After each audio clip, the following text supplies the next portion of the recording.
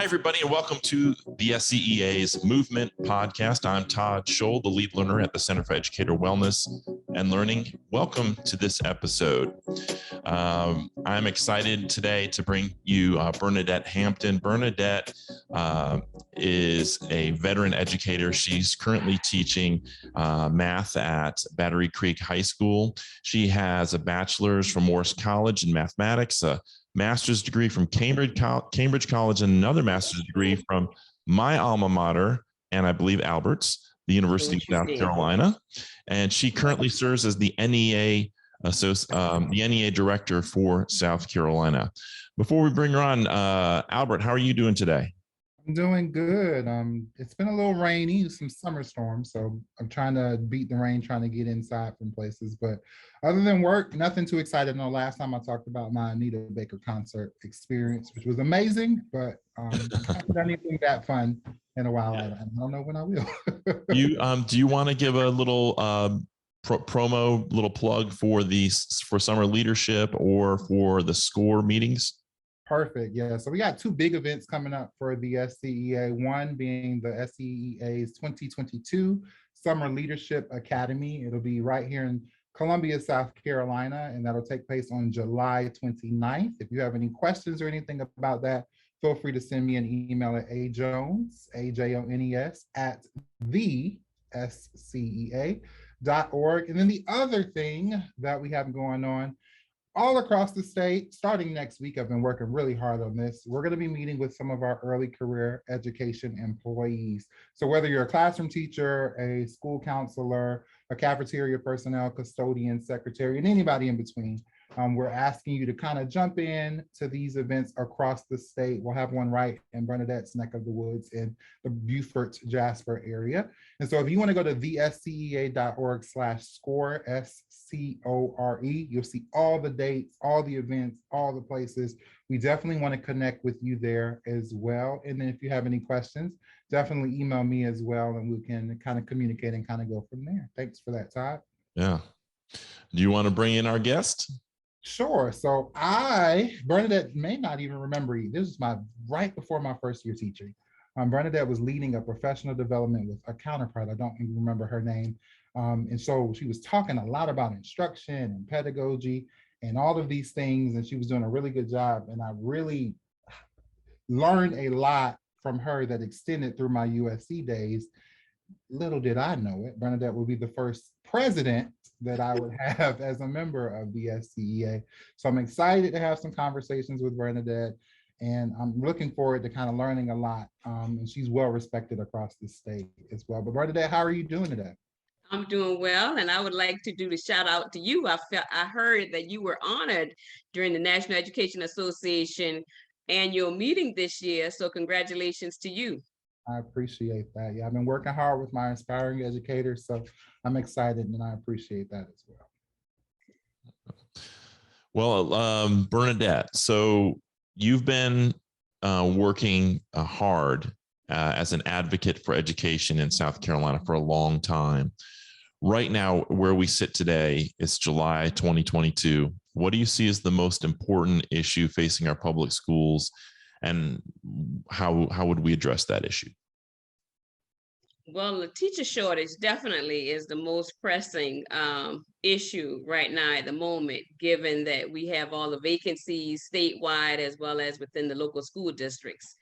I feel that we would be able to address this best by unifying and coming together as professionals, educators coming together as professionals to address this issue, because I know the history of the South Carolina Education Association and the unification that came about between the Palmetto Education Association and South Carolina Education Association. When they unified together to bring about change within the state of South Carolina, we were able to work with Governor Dick Raleigh at that time to pass the Education Finance Act, as well as the Education Improvement Act that we are still benefiting from today.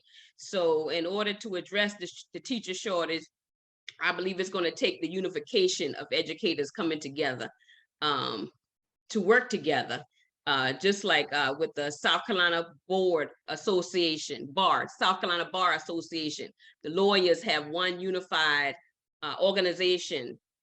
The medical professionals have one unified togetherness when they want to work together to bring about change within their profession. So I believe it's going to take the unification of education professionals coming together to bring about change within the teacher shortage and within education in South Carolina.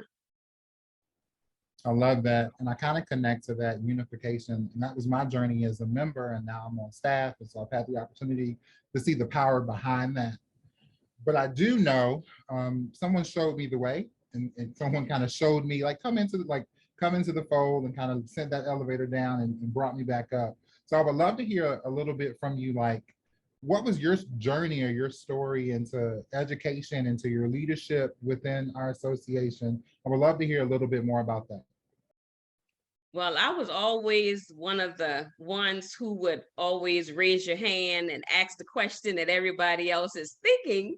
So that's my first, I would say my first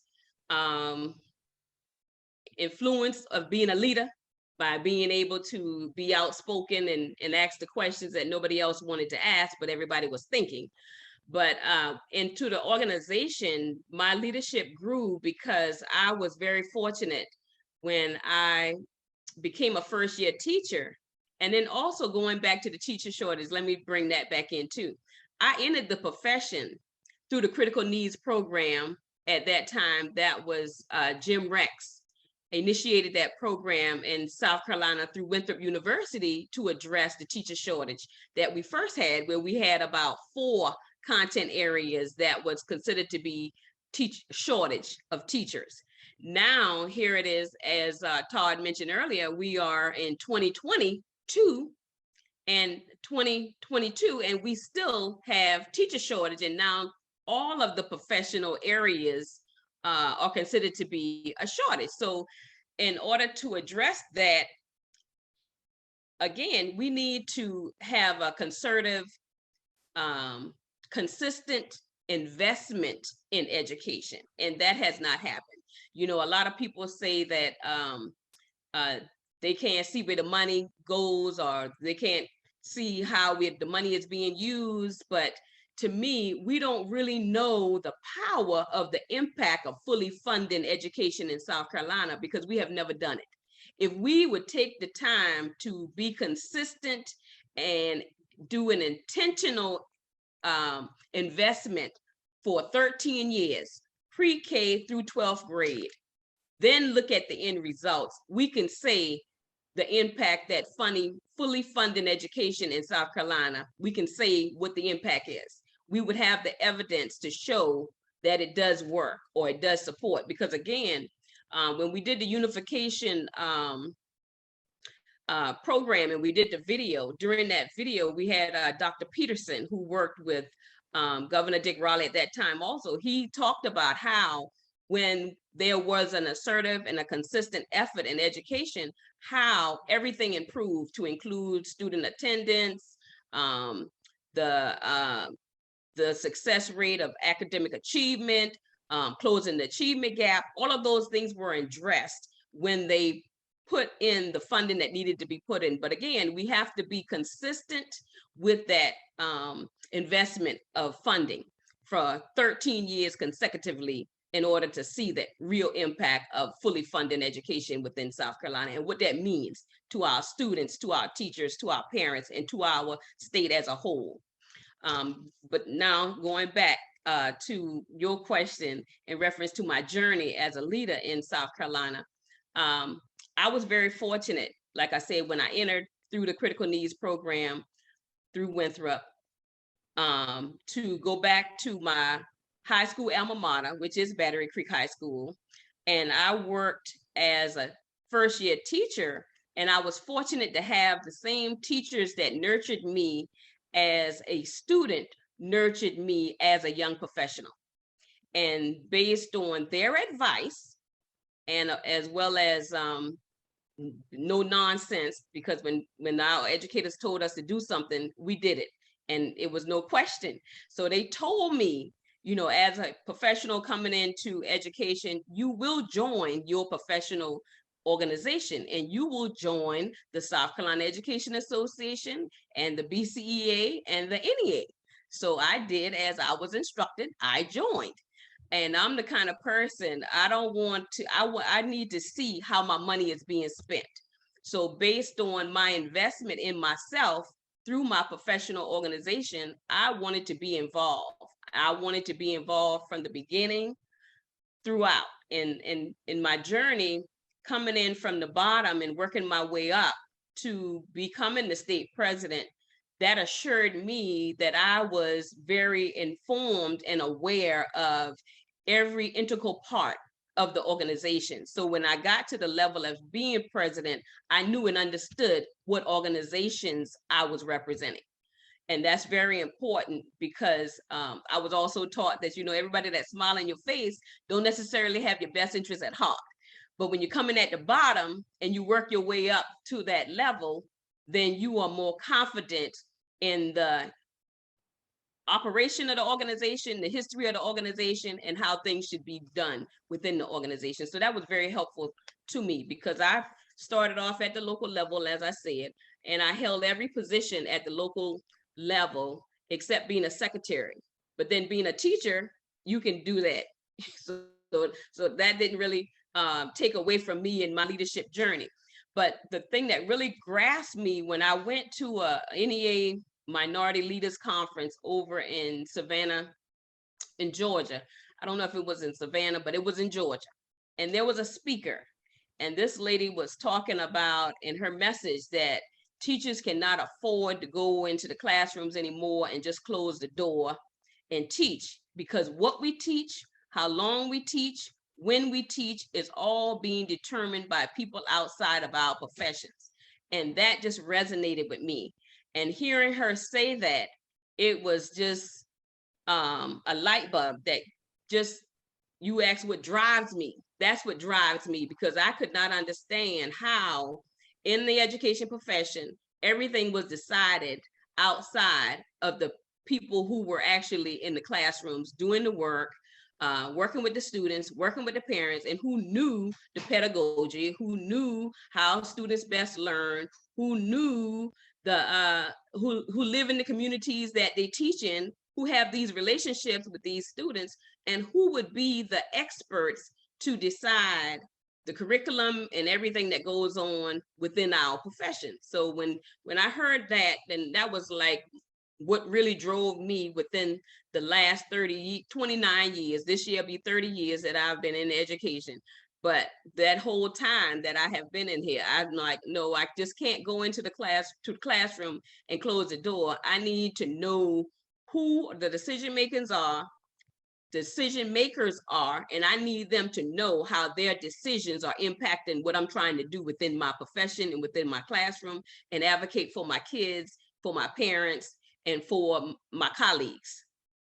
That's very inspirational. That's a really amazing story. And I think you've kind of identified one of the reasons why we have such a teacher recruitment and retention problem is I think a lot of educators are feeling like powerless because so many of the decisions about what goes on in our classrooms are being made by people who don't know pedagogy, who don't know educational psychology, who are putting these policies on us and forcing us to swallow them, even though we know better than a lot of the people that are creating policy. So I think your point is really, really powerful and important. One of the things that I love so much about the SCEA and that sets it apart is this three-tiered way of advocating for the profession at the local level, at the state level, and at the national level. And I think sometimes people forget that when they join the SCEA, they're also joining the NEA. And I know you're the NEA Director for South Carolina. Talk about why it's important for educators to not just think of themselves at the state level, but the importance of connecting with the NEA and their national colleagues. Why is that so important for us as educators? Well, as the South Carolina NEA Director for serving on the NEA board, I represent my colleagues on issues that are being impacting what we do at the federal level. And I also lobby with our congressional delegation members when we go to our NEA meetings about issues that are impacting our profession at the federal level, such as the Individual Disability Education Act. You have the school lunch program. Those things are decided at the federal level, but again, they impact our students at the state and the local level. So again, understanding that things impact education and us and impact professionals on every 3 level is very important to be engaged in every 3 level. And in most cases, it's a lot to keep up with legislation. It's a lot to keep up with. And that's the other thing that we don't seem to understand. Just because we have certain policies and certain benefits, if you don't continue to monitor those benefits and those policies from one legislative session or general session to another, those things can change. And they can impact what you're trying to do in the classrooms at a dramatic level. And that's another reason why it's very important. And see, with being the national, the director for South Carolina, I also have the opportunity to go and engage with other NEA directors from other states across the United States who face with the same challenges that we are facing with. And that's so amazing because it's like from one state to the next, we all experiencing the same challenges. But based on the experiences of other state directors, I have an opportunity to gather insight and information from them as to how to come back and be proactive in most cases before it even gets to South Carolina about how to address it within South Carolina, because it's coming. It'll come, but it might not get there sooner or later, but it will come. But again, that gives me the opportunity to go and network and navigate these issues with other like-minded colleagues at the national level. And that's very important. And then also to share the stories and the challenges and the experiences of our students, my colleagues, and what we have challenges that we're dealing with in South Carolina at the national level, kind of like a think tank, more or less. That you got more 50 plus states represented. Well, all 50 states represented there, but you have more, depending on the size of the state, you have more than one director that you can rely on for information. And information, you say knowledge is powerful, then that gives me an opportunity to navigate and network with other people across the United States who are faced with the same challenges. A lot of what I heard you say dealt with like people and community and relationships and support. What you, like you said, you've been in education for 30 years now. What are the things that you would say, because I get to work with, and I will be traveling across the state with a lot of early career educators. What are some of those things that you would say that like calm you, center you, support you, and kind of really eat through the great and the fun and the things that we love about education, but also the tough times? Like, what are those things that you kind of take in to kind of maybe disconnect, maybe connecting, it may be your music, or what are those things that kind of, for you, from a mental health and wellness, because you've been doing this for a while, so I know there got to be some tips and tricks that you could kind of lend to those who are still coming along. You have to have a spiritual connection. I read the Daily Bread every morning before I leave my house. I have to be covered before I leave my house. And that calms me, that gets me ready for the day to just, what they say, have a little talk with Jesus. So I have a little talk with Jesus every day before I leave my house. That's the first thing. Then in reference to, then when you go out, it's good to work and talk and share ideas. Don't go into your classroom and just isolate yourself and try to think that you're going to do everything by yourself. You have some good ideas, share it with other teachers and learn from other teachers as well as to how to meet the needs of students, because we all share students, and that's one thing. And we all have different relationships with students. So don't isolate yourself in your classroom and try to deal with all those challenges that you're going to be faced with on your own. Because a lot of our challenges that kids bring to school, you may not know how to address those challenges. And like I said, if another teacher down the hall have a better relationship with a student, then I'll go and talk to that teacher and ask that teacher, well, can you tell me how you approach Lil Johnny and working with Lil Johnny? What did you do in order to gain the trust and the relationship that I see that he has with you, or she has, or Mary Sue have with you?